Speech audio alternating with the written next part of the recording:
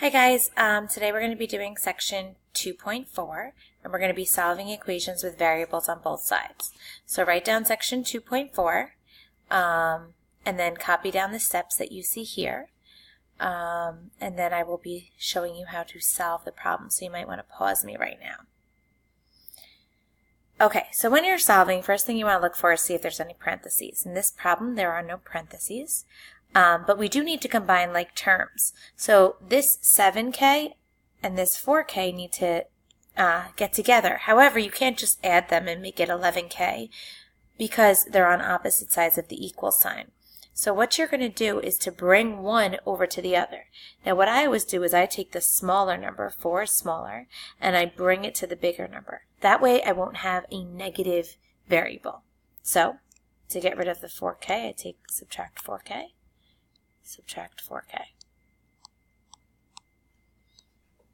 Let me draw a line across.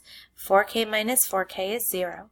On the right side, I'm left with this minus 10 or negative 10. Bring down my equal sign.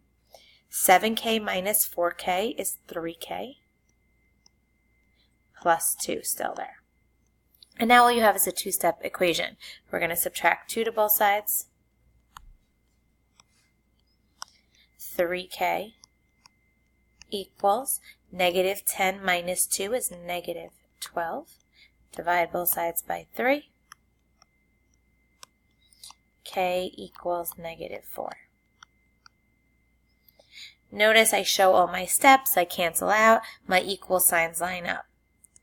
Okay, let's try another one. I'm going to try one with parentheses now. Let's try number 3. If you want, you can call it number 2. That's fine. Okay, so now we have some parentheses. So first step is we're going to distribute everything. 4 times 2 is 8y, and 4 times 1 is 4, so plus 4, equals 2 times y is 2y, and 2 times, don't forget your minus, will be negative 26. Okay, so now we're back up to like the first problem we did. We have the 8y and the 2y, and I'm going to bring the 2y because it's smaller over to the 8y. So I'm going to get rid of the 2y by subtracting 2y. Canceling each other out. 8y minus 2y is 6y plus 4 equals, now don't lose your negative here, negative 26. Get rid of the 4 by subtracting 4 to both sides. We're left with 6y equals negative 30. Okay, and we divide both sides by 6. And y equals negative 5. Okay, let's do one more of those before I show you the last piece. All right, number 4. And again, if you want, call it number 3. So I see parentheses, so we're going to distribute first. 5 times x is 5x, plus 5 times 4 was 20, equals x plus 2x plus 6. Okay, so I actually see the x 3 times written down. So what you're going to do is you're going to add the x's that are on the same side of the equal sign. So remember, here's my equal sign. So whatever's on the right side, which is this side, you can put any of those together as long as they're like terms. Well, my x and my 2x are like terms. Remember, it's plus 2x. So that will be 3x there, plus 6. Because I can't put the 6 with the 3x. They're not like terms. On the left side over here, this 5x plus 20, they are not like terms. You can't put them together. Okay, now we have to get our x's together. So we're going to take the smaller x. This one's smaller, 3x. We're going to bring it over to the 5x. We're going to subtract 3x to both sides. 5x minus 3x is 2x plus 20 equals 6. Subtract 20 to both sides. 2x equals negative 14. Divide both sides by 2. X equals negative 7.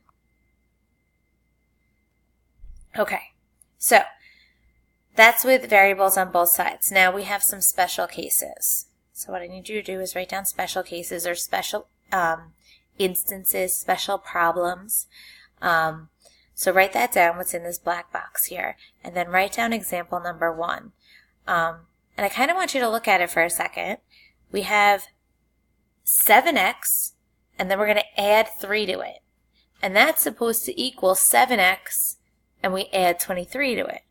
And something should kind of go off and be like, how can I have something and add 3 to it, and then have the same thing and then add 23, and those are supposed to be equal?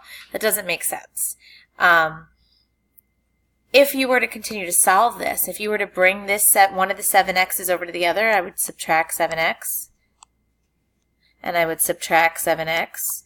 Well, what happens is 7x take away 7x, this equals 0, and I'm left with 23. And 7x take away 7x is also 0, and I'm left with 3. And 3 is supposed to equal 23. That's not possible. So this answer to that problem actually is no solution. There is no possible number that you could plug in. So we write a 0 with a slash through it. My little hint that I was going to show you is just to tell you that if they have the same coefficients, that's the number in front of the variable, or on both sides of the equal sign, it indicates that it's an identity or a no solution. Meaning, in this case, we have 7x and 7x on both sides. It can't, and you're adding 3 and then adding 23. There's no way that it could be a solution. So we write no solution. The other kind of one that you could say is called the identity, where they equal each other. So let me show you an example of this one. Okay, so when I look at this problem, I see parentheses, so I'm going to distribute. 3 times 4 is 12x. 3 times 2 is minus 6 equals negative 6 plus 12x. And again, you should see, oh look, the two coefficients are the same. This one's a 12x and this one's a 12x. And look, minus 6 and a minus 6, a negative 6. That's the same exact thing. So what you write is all real numbers. That means any number you want will work in for that x. Any single number. 2 would work. If you plug it in for x, it will work. 3 would work. 5.5 would work. Negative 2,324,000. So any real number will work for x there. And it will be a true sentence. Okay, so that's it for this lesson. We'll continue to go over it tomorrow in class. Have a good night.